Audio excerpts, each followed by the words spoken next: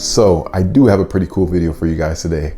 But first, before that, as to what is becoming the norm, I just want to let YouTube know that any firearms seen used in this video were shot in the safety of a private shooting range, and any that you may see displayed in this area, just know they're unloaded and there's no live ammo anywhere around. So what is today's video about? In short, I'm going to try to show you how you can fast track your handgun shooting accuracy, or at least how I did it. This video actually came about from a recent comment that was posted on my Vortex Viper versus Venom video, where somebody was stating that I was reaching out to 25-30 yards with that red dot, and they were saying that I'm a dead-eye shooter, or asking if I'm a dead-eye shooter. And honestly, just to answer that question, yes, absolutely not. I am not a dead-eye shooter. But if you're gonna ask me if I feel proficient with handguns, then I'm not gonna lie, yes, I do. And I feel like I've practiced that much to the point where I can say that confidently. That does not make me a dead-eye shooter. I'm pretty much an average Joe. Anybody can shoot the way I shoot. It's just a matter of practice. It's not really that special. It's just a matter of knowing how to do it. With as much humility as possible, I want to try to put myself in my shoes a few years back and try to remember the frustrations of not being able to do a tight grouping at 15 yards. Or shooting poorly at 10 yards, or even not being able to keep a 6-inch grouping at 25 yards. And I remember seeing people that could do that, or they would do a 25-yard grouping and it would be like 3 inches, 2 inches. And to me, I used to always think that they're either cheating or, they just showed one part of the video and then just showed the target and they're really at like 5 yards. In actuality, that's not hard at all. And I was just ignorant at the time to what was possible with handguns. And obviously in the current date, I do not feel that way. So I just want to go ahead and show you guys what I did to drastically increase my handgun shooting accuracy over the past few years, to the point where right now I feel comfortable. I mean, it's pretty much standard for me to be at 50 yards and then up from there. Yes, I will give you the secret. But before that though, I just want to go over the things that you should probably not do, the things that will absolutely hinder you. The number one thing that I recommend everybody not do is waste ammo. Especially since we all know how ammo prices have gone up. What do I mean? Speaking from experience, I was the person that would go to the range with 500 rounds of ammo and within an hour, just dump it all. No improvement gained. And that's kind of where I'm going with this. You can't just expect to shoot a lot of rounds and just randomly get better with accuracy. I know that's what the thought process is when you start. If I just shoot enough, I'll get better. But that's not really the case.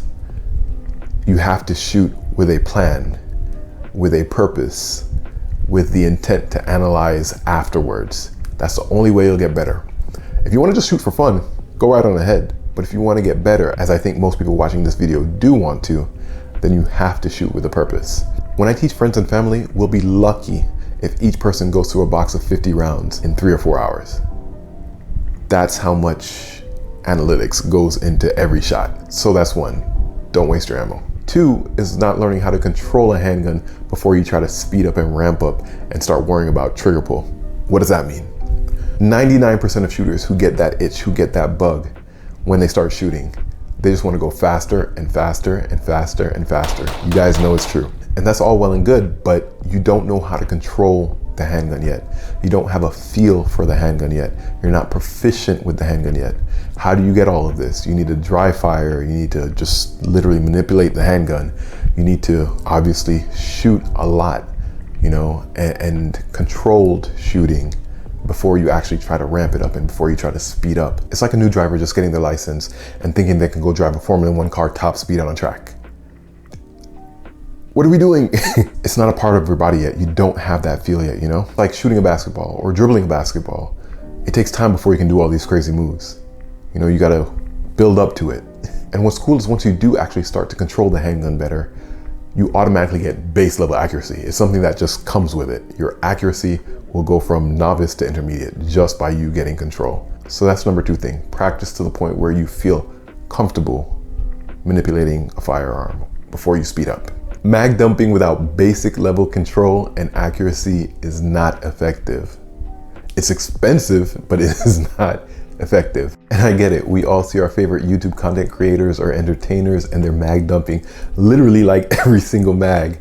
And we get to a point where you want to do it too. It looks cool to you, but I'll tell you what, the truth is After like 15 yards, the speed thing starts to matter less and the accuracy thing starts to matter more and more, to the point where you should probably learn it. And the third and final thing that I consider a hindrance to increasing your handgun shooting accuracy is not pushing yourself or feeling like handguns can only shoot a certain distance. Definitely one of the biggest things that you have to get over and change your mindset about. Whether it's friends or new people I meet at the range, I see people all the time shooting fast at 7 yards.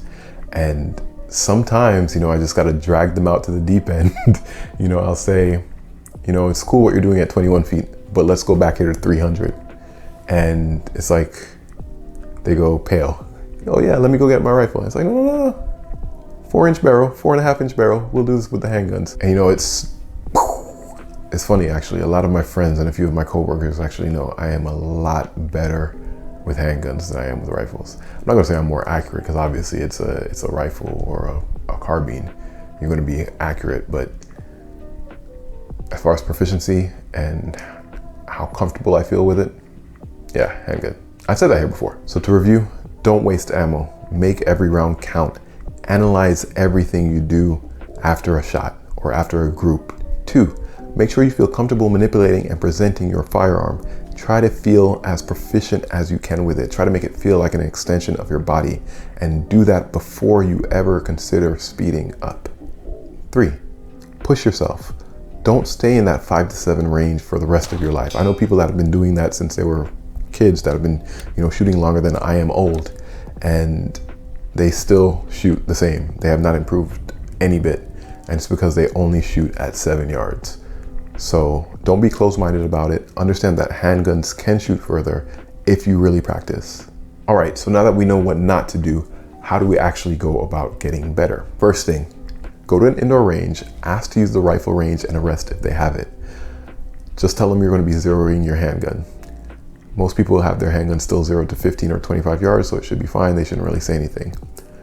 When you get in there though, you don't actually have to zero your gun. It's probably already zeroed. But what I do want you to do is take any target that you have and then push it back all the way to 25 yards. Usually that's around the distance that, the indoor ranges stop. When you do that, use the rest and place 5-round groupings on target. What you should see is your gun being more or less spot on at 25. As long as your breathing is fine and your trigger pull is straight back, it should be a pretty tight group.